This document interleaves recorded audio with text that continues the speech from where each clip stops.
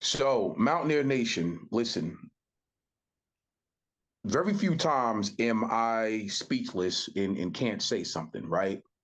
This is one of those times. My guest today is Joe Tinsley. Joe Tinsley happens to be the brother of probably one of the most beloved figures, at least in my time in Morgantown, and even after my time there, James Murphy Murph Tinsley. We effectively called him Murph. And this man meant so much to me and to so many others that I had to bring his brother Joe on. And I really wanted to pay homage and talk about this great man along with his brother and their wonderful family. So without further ado, here's Joe Tinsley. Hello, how are you doing, Eugene? Thank you for having me. Oh, I'm more than blessed, especially because of this. No, thank you for taking the time, Joe. Needless to say, your family and your brother and yourself, I can't even put it into words to how much he meant to me and so many other players. But I want to go back from the beginning and just ask you a few questions. First off, Sure. about you. How are you doing? What's going on with you these days? Doing good. Actually, was just in Morgantown. Me and my wife, we're actually from that area. My wife's from Parkersburg area, and I'm from Charleston area. And of course, my brother, lived in Morgantown for many, many years. And we acquired his home after he had passed, and that's where we were. We were hanging out at the house, just doing little odds and ends. Wow.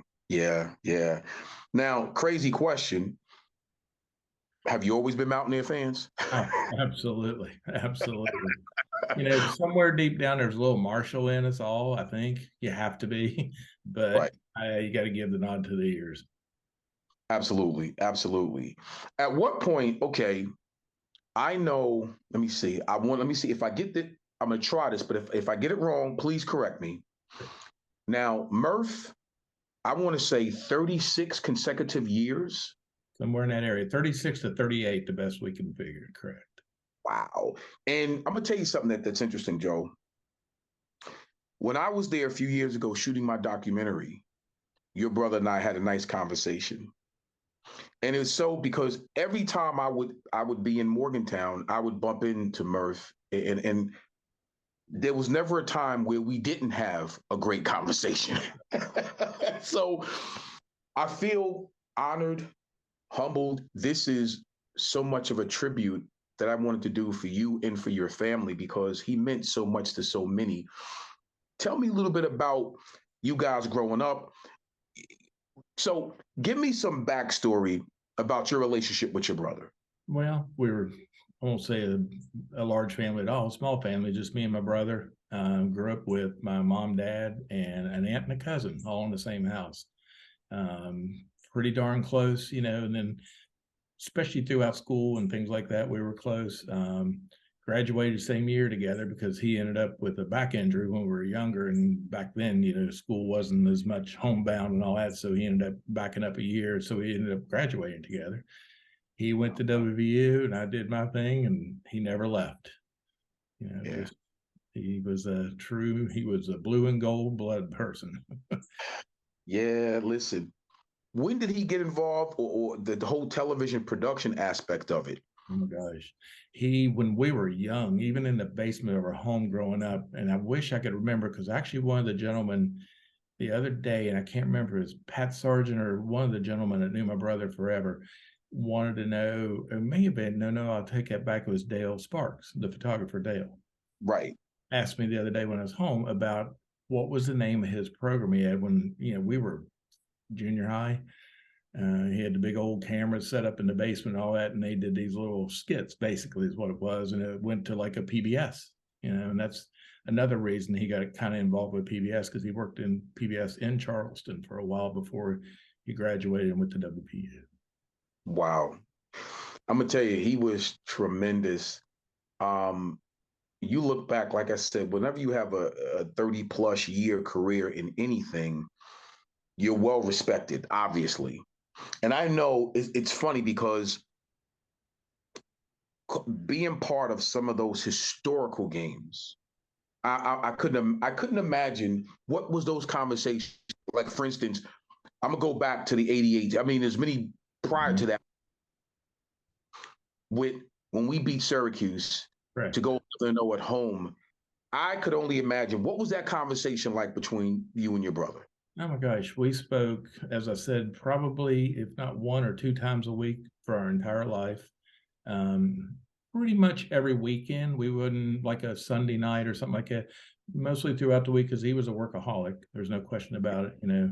He was always out and about doing things, but he always really, it wasn't as much about the game, it was about the players. Yeah, He worried more, more or less he wanted to know them and how they were doing and things of that nature. And his coach, he loved Coach Stewart. Stewart was the man. yeah, yeah. Listen, let me tell you something. And when you have these type of fond memories of people, people don't really. I don't know if they know this. I said it once before I was being interviewed. Coach Stu was on the staff that recruited me out of high school Oh, wow. Okay. at North Carolina. So now you're talking about 1985, Joe. Correct. Yeah.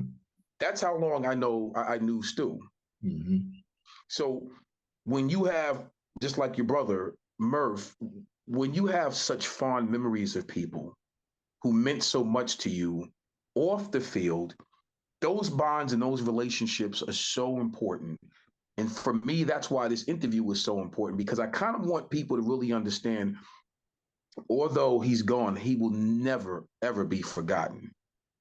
So that's why this is so special and so dear to me, because again, having that conversation with him, I was in Morgantown, myself, Scholar, we were actually shooting my Inside the Jersey documentary, and I bumped into Murph, and we spoke for a good 20 minutes. Just funny that you say that, because it was always about the players. Yeah. It was always about the coaches. It was always about other people. And he had a really good sense of people. Mm-hmm. You know what I mean? So He was.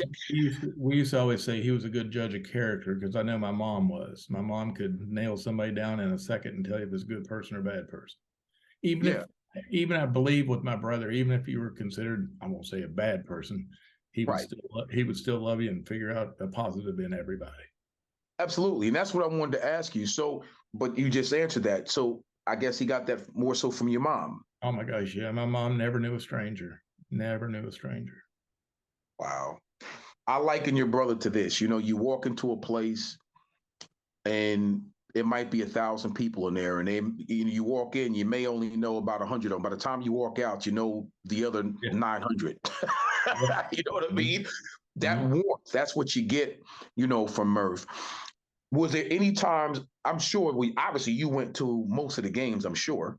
Well, as many as I could get to, which is sad to say, because I live in Orlando, and as Right. you know, life takes you over and drags you where it wants to take you. So we Yeah. tried to get up there as much as we could. So especially we go up and see my wife's folks in Parkersburg. So I would Right. drive over and hang out with my brother for the day or stuff like that. Right. Wow. Any special memories of some of the games that you attended? Um, all were pretty spectacular in their way, just being with him, just being able to hang out, and it was amazing to watch most of especially at the beginning of the games, like pre-practice and things of that nature. Not a player didn't come up to his platform. It's kind of crazy. Of course. Listen, when you're part of it like he was, there's no way that we couldn't acknowledge that. That energy is infectious, to say the least. When you're around someone that exudes such positivity, you want that, because I say this, Joe, all the time. Life is about energy. Life is about vibes. And when you're around good people, that energy and those vibes, they come off you, man. and you really feel, when you're in the presence of somebody special. Right. I remember in one of the interviews that they did with Pat White, Yes. he always said anytime he spoke to my brother, it was like talking to family. It was that easy. Yeah. Listen, and it's funny because Pat, like I said to you a few days ago, love Pat. That's my guy. Love Pat White. A high character individual. So it takes one to know one, right? You know what I mean? But it's really, really cool, again, when you have these fond memories. I think back, I want to say my sophomore year, we played Pitt at home, and I had a fumble, probably may have been late in the game, and your brother just, as only he could, after the game, you a little bit ticked off, whatever the case may be. Very calming. I remember we played Maryland. No, excuse me, Ohio State. And I dropped the pass in the back of the end zone. It's funny. I don't even know if he probably shared this with you. Don't you worry about that. You're going to make more plays that's more positive than that one drop. Don't you worry about that. And do you know the next week we played at Maryland, in the opening kickoff, I run it back for a touchdown. We get back to Morgantown, I see him, and he said, "What I tell you?" Yeah. For me, I will never, ever forget those things, Joe.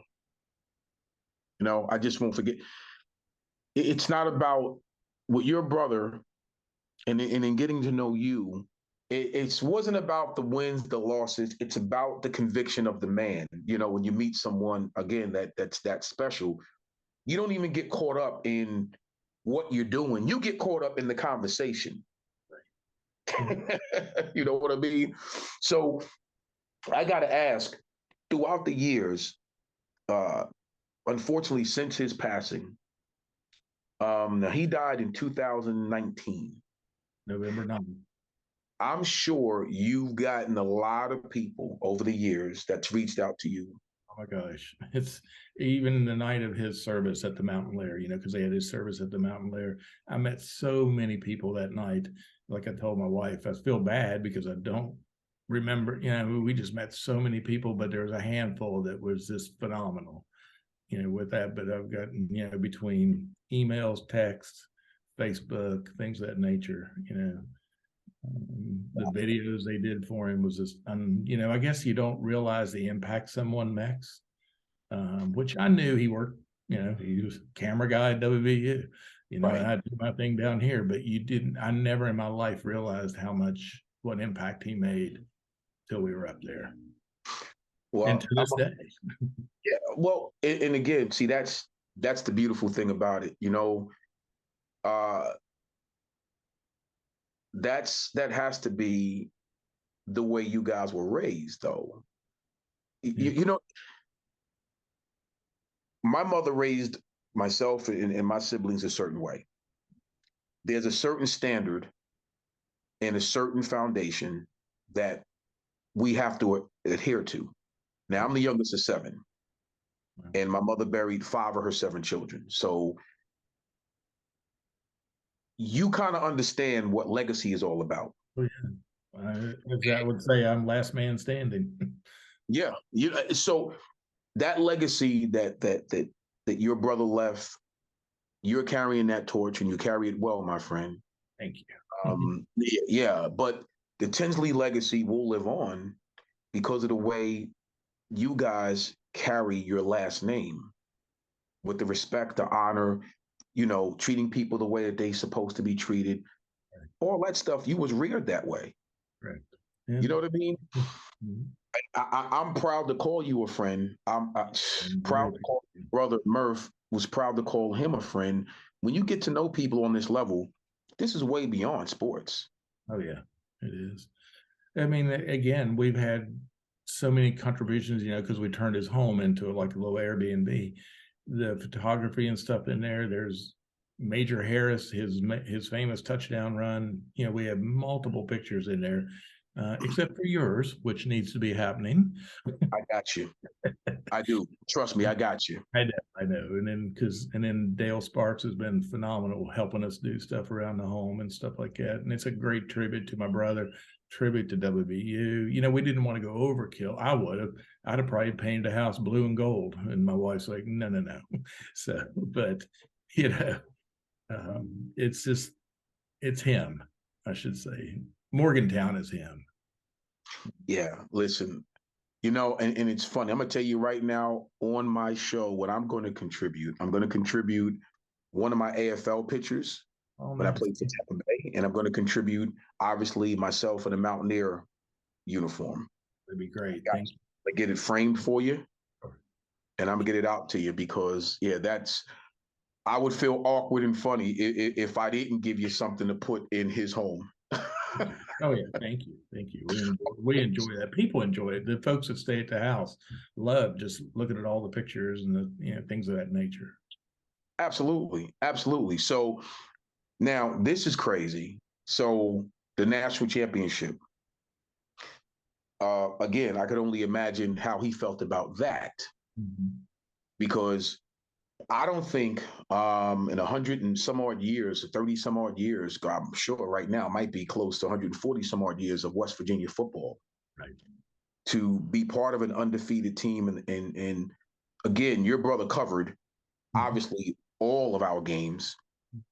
I'm sure if it's hard to put it, if you had to start putting it in layers and critique it, what's more important, I guess it's hard because 38 years of contribution to the university and to the sport.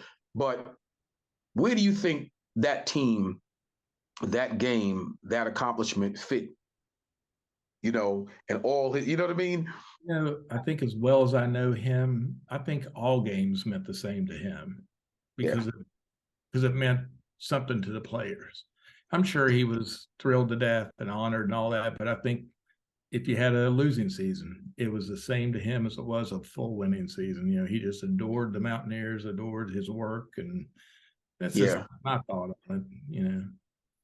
And you can tell that. Yeah. But Joe, you could absolutely tell that. We were, matter of fact, what was cool, Scholar, myself,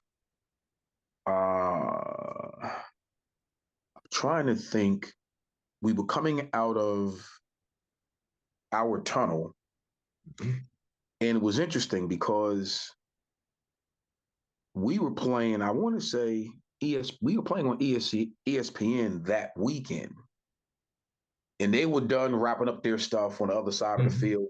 We were shooting my documentary, and I had a chance to bump into your brother at that point.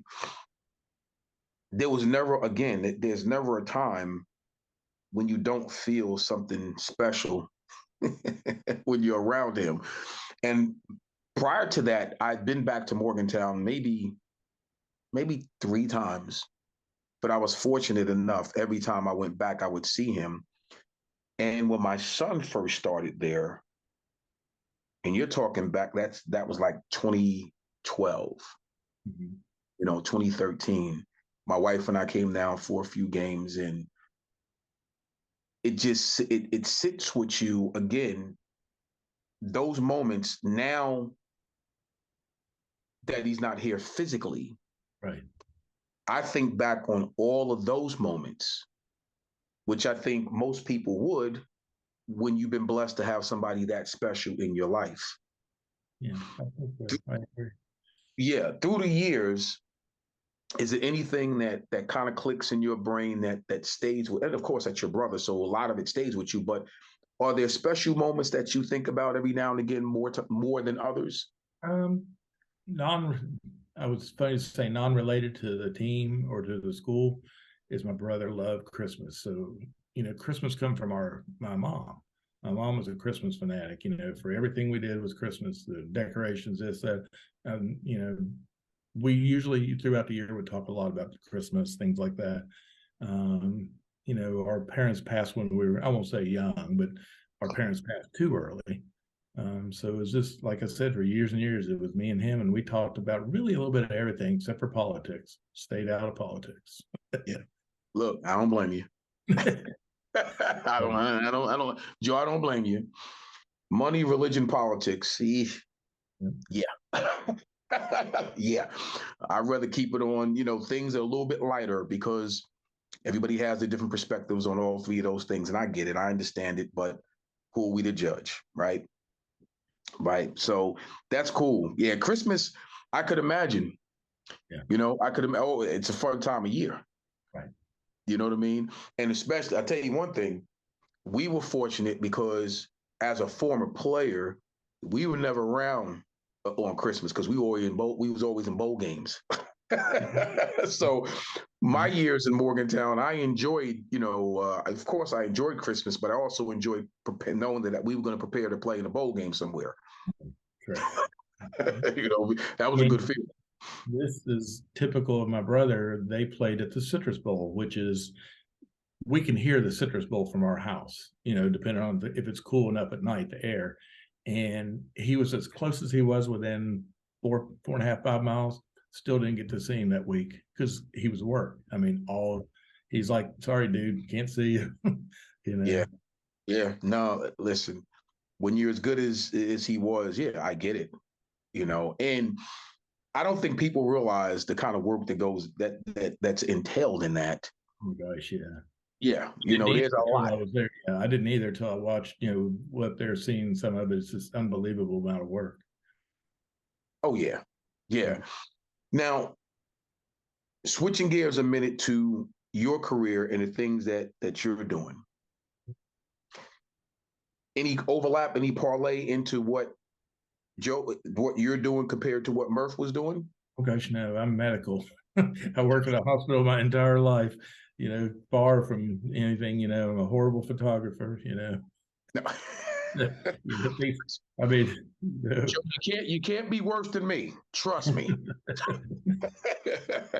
I get my fingers caught up in there sometimes. So I've been in medicine my whole life. Me and my wife both. Wow, that's cool. No, that's cool. And I think, you know what? That's kind of interesting too, because it's different things to talk about when you had a chance to kind of communicate between him doing the TV thing and you doing the medical thing. That's cool. That's cool. I mean, the contrast is I'm sure those were decent conversations. Oh yeah, they were. So how long have you lived in Orlando? Oh my gosh, we've been here 33 years. Oh, wow. Yeah, quite a while. My wife's family is big. She's got a large family. So, there's sisters down here, her sisters and things of that nature. So when we got married, we said, well, let's go to Orlando. So 33 years later, we're still here in the same house. Get out of here. Man, I wish I would have. Wow. So have you been in the arena football games? I have. We had the Predators, and now we have the USFL team here now. Predators was really fun. That was a good time. Now, I played for the Predators. Oh, you did? I did not know that. I did not. Yeah, my rookie year was 1992. Okay. I think I did know that. I think I did know that. Yeah, and then I wound up coming over there playing for the Predators, and those are some good. Matter of fact, we wound up playing Detroit in the AFL, the Arena Bowl that year. Okay. So it was, arena football was some good times, especially like you said, when you're playing in those areas where Arena Bowl is king. You know what I mean? Tampa Bay and Orlando. Wow, those were some good times. Some good times. Listen, I got a few minutes left. I want you to take some time in your own words, kind of share with the fans some special things that you think Murph would want them to know that we didn't know. Golly, that's a toughie. I think he expressed everything he ever wanted to express to anybody and everybody. He loved the players, he loved the coaches, staff, anybody. We went to Eaton Park, not maybe a year or so after he passed, and there was a little lady, you could tell she worked there a long time. I said, ma'am, have you worked there a long time? And she's like, well, yeah. And I said, by chance, do you know this name? And I told her the name. She goes, well, yeah. She goes, no, where's he been? And I told her he passed. She goes, you're kidding me. She said, he's come in here. I don't know if you know Lee Limerick. She was a really good friend of mine. Leah Limerick was a really good friend of my brother. She's the one that helped me throughout a lot of this. And Mr. Magro, Mark Magro's dad, the player Mark, those folks were phenomenal, in the help for me. Wow. But, he was a people person. He loved people, and he loved to say, "I love you." That was his famous thing. He would try to say that to somebody before they can say it first. Let me tell you something, Joe. That's really what this is all about, man. And I think I told you by way of text, I'm grateful, I'm humbled, and I'm honored to get on here and talk a little bit about your brother, about you, about your family. This means more to me than you even know, because I'm a real big family guy. And I do understand the importance of relationships. I understand the importance of when you meet special people. Right. And again, Murph, to all of us, I'll say it personally, for me personally, was one of the most special people that I met in my time at WVU. And it meant a lot. I hope he knew how much he meant to me. And I think I can speak for all Mountaineers and fans how much he meant to them. Right. There's a piece of that's what makes West Virginia so special. It's people like your families, people like your brother. That's why WVU, that Morgantown, the campus, just the people, as wholesome as they come, right, was your brother. So I want to make sure that people really understand. I thank you. I thank your parents, for the both of you. Thank you. Yeah, I mean, you don't get, like I said, sort of, when you hear that term, salt of the earth. Yeah. Yeah. Yeah. So, Joe, man, listen, thank you so much for coming on. Thank you so much for sharing. And you know what, dude? Thank you so much for allowing us to kind of be part of the Tinsley family. Thank you. Gosh, no, the other way around. Thank you. Really, really do appreciate it, man. Mountaineer fans, listen, this was a good one because had a chance to talk to Joe Tinsley about his wonderful brother, Murph. We love him, and that's what we all called him. Yeah. You know, of course, James Murphy, Murph Tinsley, but we called him Murph. I appreciate you, my guy. Listen, I'll definitely be in touch with you. Sir, please do. Keep in touch. Definitely. And thank you again for taking the time. Please give my best to your lovely wife. I shall. Thank you so much, and have a great evening. You got it as well. I'll talk to you soon. Yes, sir. Bye-bye. Take care. Bye-bye.